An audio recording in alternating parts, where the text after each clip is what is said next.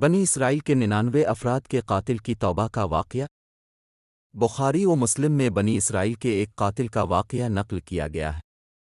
حضور اکرم صلی اللہ علیہ وسلم نے اللہ کے ہاں توبہ کی قبولیت سے متعلق صحابہ کرام کے سامنے بنی اسرائیل کے ایک قاتل کا نہایت خوبصورت اور ایمان افروز واقعہ بیان فرمایا کہ بنی اسرائیل میں ایک شخص چوری، ڈکیتی اور قتل میں بہت مشہور تھا اور نہایت معمولی سی بات پر قتل کر دیتا تھا۔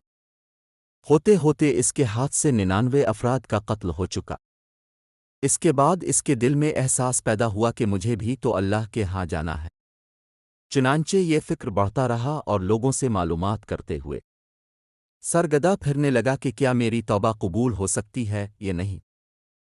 کسی عالم شخص سے ملاقات کی فکر ہوئی کہ معلوم کیا جائے کہ ایسے شخص کی توبہ قبول ہو سکتی ہے یا نہیں۔ اسی حوالے سے لوگوں نے ایک عابد شخص کے پاس جانے کا مشورہ دیا۔ اس شخص نے اس کے پاس جا کر مسئلہ معلوم کیا، کیا میری توبہ قبول ہو سکتی ہے اور کیا میری مغفرت ہو سکتی ہے، جبکہ میں نے 99 انسانوں کی جان ماری ہے۔ تو اس عابد شخص کو اس مسئلے کے بارے میں زیادہ معلوم نہیں تھا، تو اس نے اپنی عقل سے قیاس آرائی کی کہ جو آدمی 99 انسانوں کی جان مار سکتا ہے، اس کو مغفرت کہاں سے ہوگی؟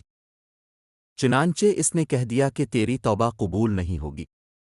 تو اس شخص نے غصے اور جلال میں آ کر اس کو بھی قتل کر کے 100 کا ہندسہ مکمل کر دیا کہ جب میری توبہ قبول نہیں ہونی تو تجھے بھی ختم کر کے 100 پورے کر دیتا ہوں۔ چنانچہ اس نے 100 کا ہندسہ مکمل کر دیا، مگر اس کے دل میں پھر بھی یہ خیال تھا کہ میری مغفرت کی کوئی نہ کوئی شکل ضرور موجود ہوگی۔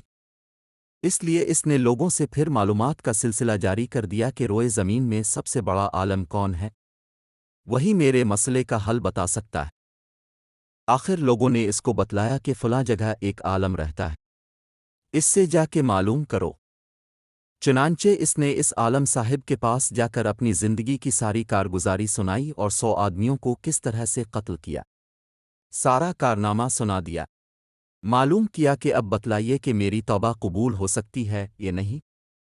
کیا اللہ کے ہاں مجھ جیسے گناہگار کے لیے بھی مغفرت کا کوئی خانہ ہے؟ تو اس عالم صاحب کو چونکہ علم تھا، تو اس نے بتلایا کہ تیرے گناہ معاف کرنے میں اللہ کے ہاں کوئی رکاوٹ نہیں۔ اللہ کی رحمت کا سمندر تجھ جیسے گناہگاروں کے گناہوں سے بہت بڑا اور بہت وسیع ہے۔ چنانچہ اس عالم صاحب نے اسے مشورہ دیا کہ تم فلاں جگہ سفر کر کے جاؤ، وہاں کچھ اللہ کے بندے رہتے ہیں، ان کا مشغلہ صرف اللہ کی عبادت ہے، ان کے ساتھ مل کر اللہ کی عبادت کرو اور نادم ہو کر اپنے گناہوں کی معافی مانگو، انشاءاللہ تمہاری مغفرت ہو جائے گی۔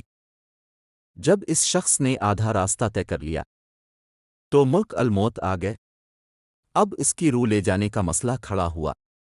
آسمانوں سے رحمت کے فرشتے بھی آئے اور عذاب کے بھی۔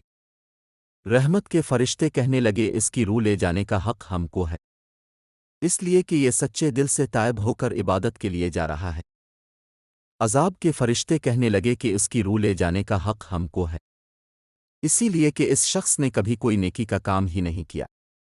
اسی دوران آسمانوں سے ایک فرشتہ آیا۔ بعض روایات سے معلوم ہوتا ہے کہ یہ آنے والا فرشتہ حضرت جبرائیل امین تھے۔ چنانچہ اس فرشتے نے تشریف لا کر ان دونوں طرح کے فرشتوں کے درمیان یہ فیصلہ کیا کہ دونوں طرف کی مسافت ناپ کر کے دیکھ لو، جہاں سے آ رہا ہے اس کی مسافت قریب ہے یا جہاں جا رہا ہے وہاں کی مسافت، لہذا جہاں کی مسافت قریب ہو اس شخص کو وہاں والوں میں شمار کر دیا جائے۔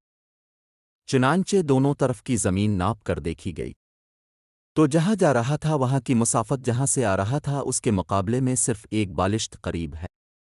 چنانچہ فیصلہ ہوا کہ مقامی مسحت سے مقام عبادت صرف ایک بالشت قریب ہے، اسی لیے رحمت کے فرشتوں کو اس کو لے جانے کا حق حاصل ہوا۔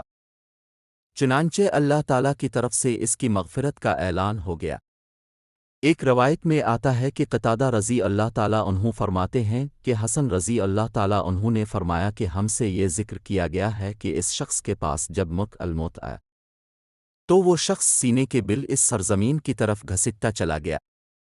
حدیث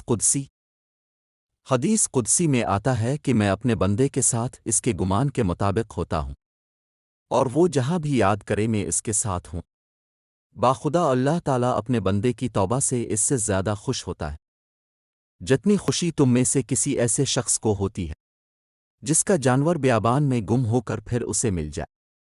اور جو شخص ایک بالشت میری طرف آتا ہے میں ایک ہاتھ اس کے قریب ہو جاتا ہوں، اور جو شخص ایک ہاتھ میرے قریب آتا ہے میں اس کے ایک یعنی پھیلائے ہوئے دونوں ہاتھوں کے درمیان کی مسافت کے قریب جاتا ہوں، اور جب وہ میری طرف چل کر آتا ہے تو میں اس کی طرف دوڑ کر آتا ہوں۔ حاصل انسان جب بھی سچے دل کے ساتھ توبہ کرے گا تو اللہ تعالیٰ ضرور قبول فرمائے گا۔ انشاءاللہ یہ واقعہ خصوصاً ان حضرات کے لیے حوصلہ افزائی اور معاونت کا سبب ہے جو کہ بڑے بڑے گناہ کر کے اب مایوسی کی زندگی گزار رہے ہیں، کیونکہ شیطان انہیں مایوس کرتا ہے۔ بہرحال گناہگار کو شیطان کی باتوں میں آ کر مایوس نہیں ہونا چاہیے، بلکہ اللہ کی رحمت سے اچھی امید رکھ کر سچی توبہ کے ذریعے اپنے آپ کو پاک و صاف کر لینا چاہیے۔